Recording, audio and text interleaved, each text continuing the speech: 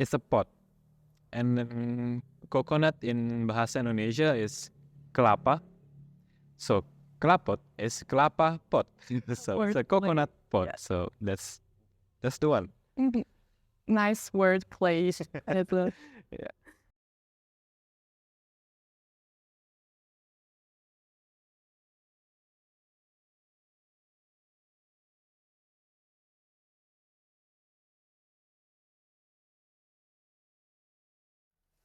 Hi everyone! Welcome back to another episode of EcoWarrior. Here is Alessia from Ecotourism Bali, and today I am here with Marco Abhimantra from Kelapot, Indonesia. Hi Marco, Hi Ali. how are you? I'm good. Nice to meet you. Nice to meet you too. First of all, thank you so much for your availability and to be here with us. And would you like to say a few words about yourself? About myself, okay. So I am from Jakarta now that I've been living in Bali for 3 years, and I've been studying abroad in Germany as well. So I've been trying to find a way in life, trying to find myself and how it goes, and then how the process going. It makes me end up here and making me doing this stuff. So that's a short version of myself. Of course. Interesting. Thank you. And so Kelapot is a really innovative company. The basis is production on one single element, coconut fiber. Would you like to tell us more about it? Yeah, so as you guys know, this is called the coconut fiber. So you guys know coconut, right? The coconut, there's a big, massive productions with coconut oil, coconut milk, etc. So once they use the coconut to make an oil or the milk, and they throw it as a waste.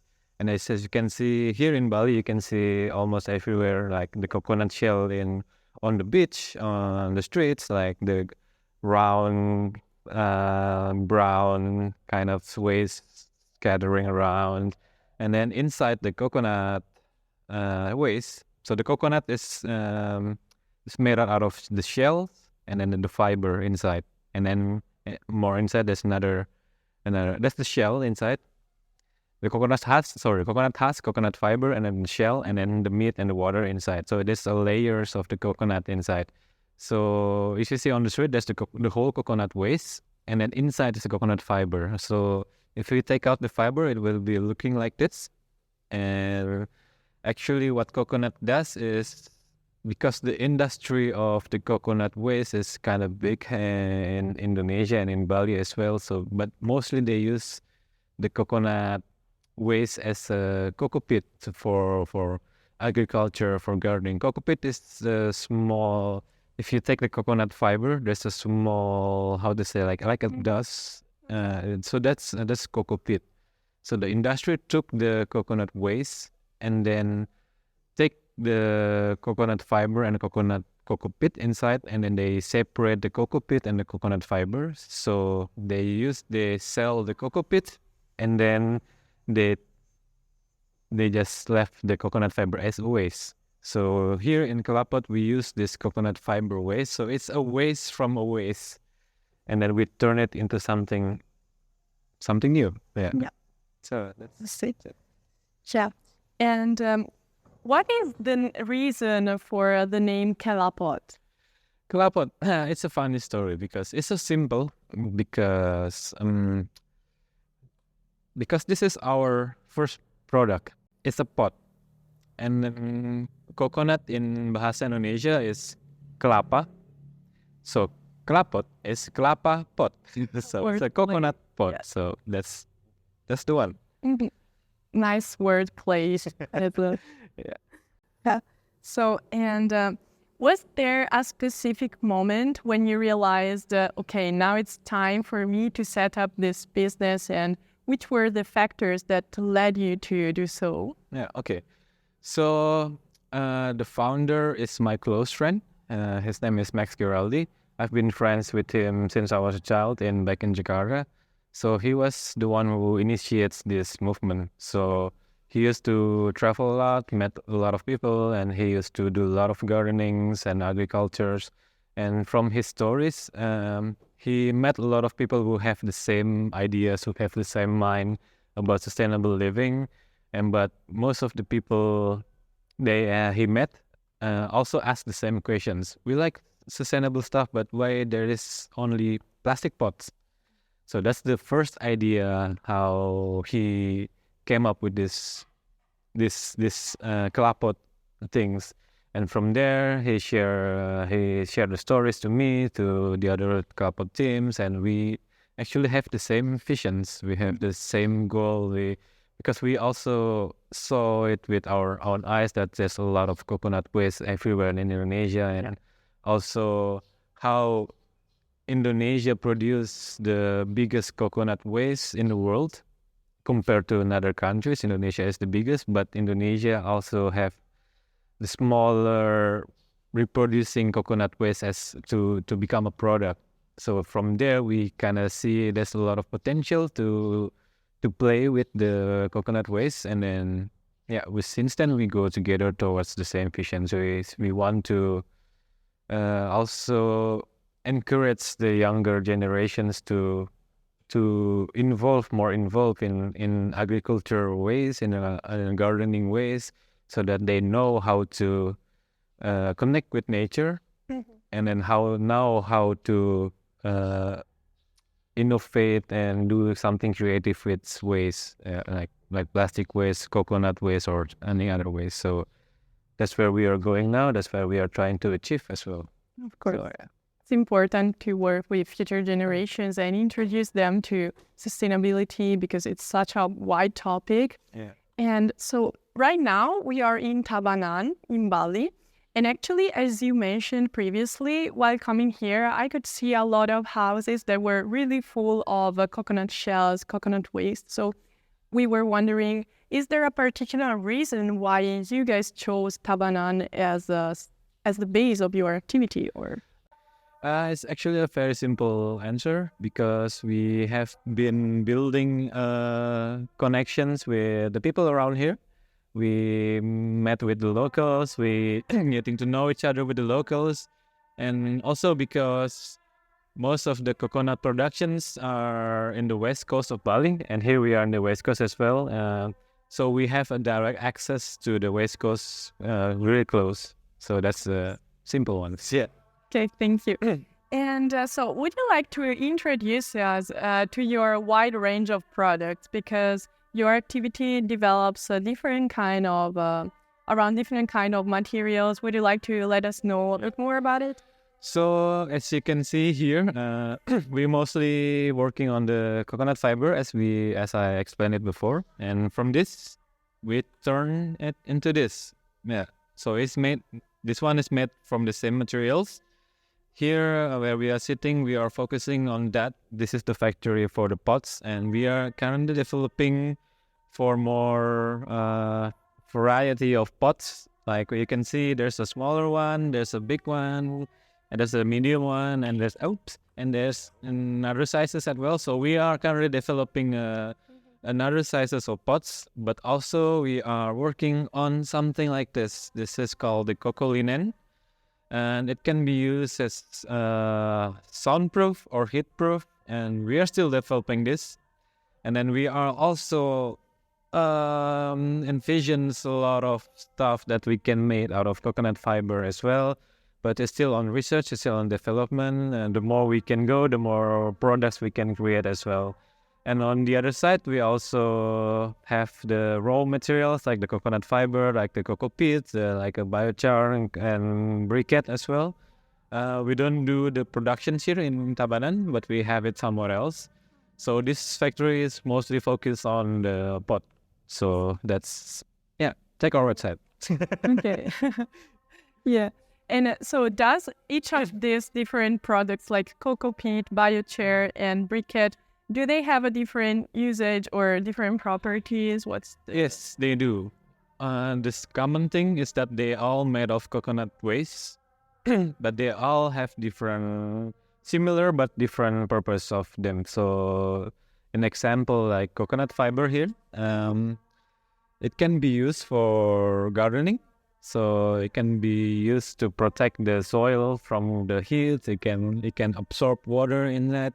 And then we don't have it here, but biochar is a new product. It's made out of coconut shell that has been heated, and it's a black, like a black powder, but it's very good for the soil. So because it's actually not really biochar is made by overheating the coconut shell, so it doesn't throw up the carbon, but instead they keep the carbon in the biochar. So once you have the biochar, you can mix it on the ground so that the carbon stays in the ground. So that means that the soil will recover itself because the carbon stays in the ground, not up to the sky. So yeah, there's a lot of varieties of the different products made out of the same coconut. So that's the magic of coconut. It's just a little fact because here in Bali, coconut is very important because they use it for ceremonies, they use it for praying, they use it for cleansing. So yeah, some people here and some people in Indonesia call coconut as a tree of life because it provides us with a lot of useful varieties, useful functions. Whether it is something like this or whether it's you drink the coconut, it's also healthy for your body. So it's just one simple tree, and it's everywhere here in Bali and Indonesia, and it's very good for many things. Yeah. Nice. Even the waste, though. Even the waste are also good. Yes. And so we could say that the coconut fiber pod is your symbol, is the symbol of your activity, maybe. And so how does it differ from a regular pod? What's the advantage? What are the properties? So yeah, as you can see, it's 100% natural, made out of coconut fiber. And what makes it different is actually because it's natural.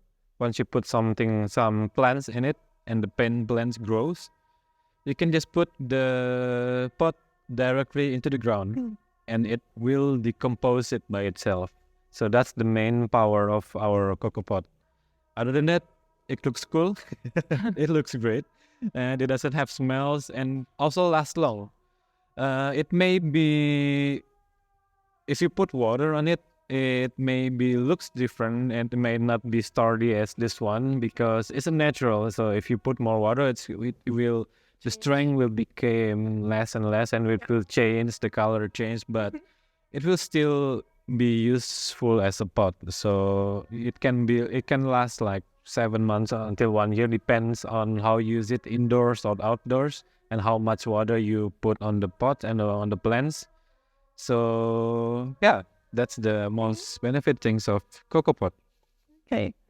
And so do you also export your products? And if not, do you aim for it? For Cocopots, we are currently in progress of exporting. We are managing some documents and productions and some ports. We already have inquiry from Middle East, Qatar, and from Europe as well. So we are currently we are working on that. But for the other products like cocoa fiber and especially briquette, we already exported for some time. So yeah, we are looking forward to see our pots outside of Indonesia. Nice. That's great news since your activity is quite fresh as well. It's from 2021, right? Yeah. Started. 2021 we started. It's already so demanded. Yeah. So what does sustainability role play era? So what role does sustainability play in your life? Are you maybe a member of some other sustainability organizations beside your current job? Actually, I just love nature. Because when I was young, I used to climb mountains and spend my time, because I was born in the city, so I was getting bored with the city life. And once I get in touch in nature, there's something comes, something hit me, something touched me, inside that nature and how the way nature works, the way humans and nature involve each other. That's how I started to implement that in my life as well, so that it makes me more connect with another human beings as well, because nature show me how to live with each other in harmony, even though it's hard, but yeah, that's simple as loving nature. Yeah. That's nice because we tend to think that humans and nature are two separate entities, but actually we are Well, one. you're one. Yeah, we made of the same stuff. In fact, Yeah. so we belong to it, and that's true. So, are there any unique events that you hold here in Bali with your activity or that you aim for? Unique events. We are aiming actually to, besides productions and exporting, we are also aiming to share knowledge by educating people about innovations, innovating ways, especially coconut waste. We are aiming to go there as well and to share the knowledge with the local people as well. Not just the local, but everyone who wants to learn about the coconut fiber and how it can be innovated. So that's our goals actually. Yeah. Education is Education. really important, actually. Yeah. So, talking instead about tourism, could you see, since you've been in Bali for some time, did you notice any change in the way tourism has developed? And what's your opinion about it and about the sustainable tourism as well? Yeah. Okay. So this is my own opinion, right? Because I see the tourism going on for some times myself, and I see the news about tourism and the tourists and so on. But the way I see it with my own personal life, how to say this? Because we are in Tabanan and I live in Ubud. We have places still full of fields, still full of jungles, still full of nature around.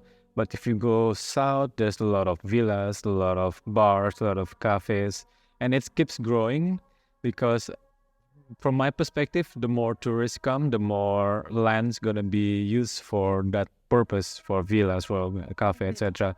So I'm not Balinese myself, so I cannot really say I represent what the Balinese view of it, but I can represent my own view because I see that the more people come, the more they, let's say tourists, the more tourists come, the more they want to be provided with this kind of stuff like view, villas, and so on.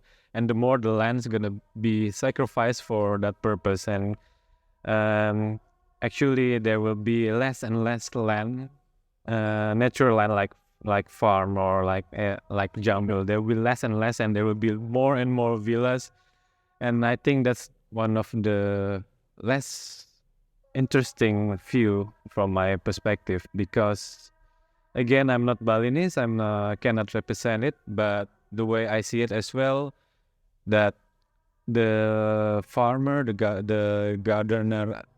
gardener, mostly from the old generations, and someday they have to pass on to the new generations. But the new generations there are not so many. There are people who love gardening, who love farming as well, but they're not like the older generation who do gardening and do farming every day. But the new generation have something different. They have new activities, they have new technologies, so we cannot compare it. So once the older generation cannot continue the farming, the gardening, who's gonna continue? Yeah, if the newer generation just focusing on the new, I mean, it's not a bad thing to continue to developing new technologies and new ways of living, but who's gonna continue? Is it going to be just selling the land to build villas to get income, making more cafes to please the tourists, and you will get incomes, of course, but the land, the sacrifices of the land, is that important to you to just keep pleasing other people rather than taking care of our surroundings. So that's my perspective, that's my concern about it. I see. Yeah, obviously, yeah. It's a way to get something, but giving something in return, losing something in return. That's absolutely true. And so now we are coming to personal questions. And so they say it's really important to understand what your expectations are before setting up a business or before initiating any kind of activity. For example, just before putting yourself up there and start doing something. Yeah. Because otherwise you might feel unfulfilled. So what is your idea of success? What your, My idea of success. It's a tricky question because I think success cannot be measured by material things. It doesn't last forever. I mean, by doing this interview, it can be successful for me. By finishing my own food, it can be successful for me. So for me, success comes in the small things. The more I can appreciate small things, the more I can tell myself it can be successful. But of course, there's a lot of time that we have long-term project or big dreams, and also we have to go slowly, plan by plans. It cannot be measured as like this whole dream as success or not. But if you do small things, it can be, success. I see. Thank you. And so, do you maybe have a role model that, or someone you were inspired by before starting this activity, or also previously in your life journey? Actually, now that I think about it, there's not just one name. There's a lot of names. Like even the people that I just met, like they can inspire me because every people have different perspective, different life, different experience, and some people have something that I don't have. And when we met, we exchange stories, we share, and that people can inspire me as well. So to answer your questions, that the friends, the families, the people, the communities around me here in Bali, back in Jakarta, in Germany, and online as well, it's all inspired me in a way that can help me to live my life here, because I have a lot of aspect in my life. I'm let's say I'm a son, I'm a brother, I'm a friend, I'm a lover. So I have a lot of a lot of identities, and each of these identities have another role models, another mentor, something like that. So that's the way I see. Yeah, so everybody, even you watching this, once we get in touch, I like to know the stories of people and how you can share stories, and we can live together, go together, do something together. That's how I see it. Great. Actually, it's true. People you surround yourself with determine a lot of your identity and who you become, Yeah. So another question.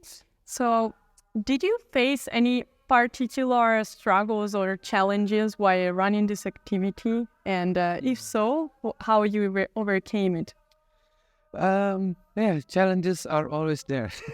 There's a lot of challenges, even not in this company. I mean, in daily life, there are a lot of challenges. I mean, some things are hard, some things are okay, and some things are easy. I mean, if I say to myself to keep on learning, keep on doing, keep on trying, and not giving up, any challenges can be solved. Yeah, and like I said, there's a lot of good peoples here as well, and people always help, and nature always helps. So everything's always help, even though you have challenges. There's always solution on it. Always have it. Mm-hmm. So sometimes it's hard. Sometimes I'm down as well. I'm a human being, but I know sometimes the challenges can be overcoming. And on the other hand, what are some of your best moments you lived through this Kelapot journey? The best moment, wow. The best moment is that I get to travel Bali a lot. To to see the sea, the ocean, the jungle, the people, the trees, meeting new peoples, and also people who came here as well. Like many people from outside of Indonesia came here to see, like you, to see what we are doing here, and to know their stories, to share our stories, and yeah, like I said, for us to go discovering this island.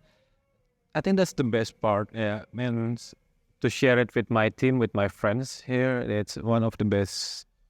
Yeah, the best one, the best experience here so far. Of course. Yes. So that's it. Thanks so much, Marco, for your contribution. It's been really wonderful to listen to the Kelapot journey and discover your world. And we hope to inspire our viewers through this curiosity and insights that really show what lies behind a simple element that is the coconut fiber. And yeah, terima kasih. Sama-sama. Terima kasih.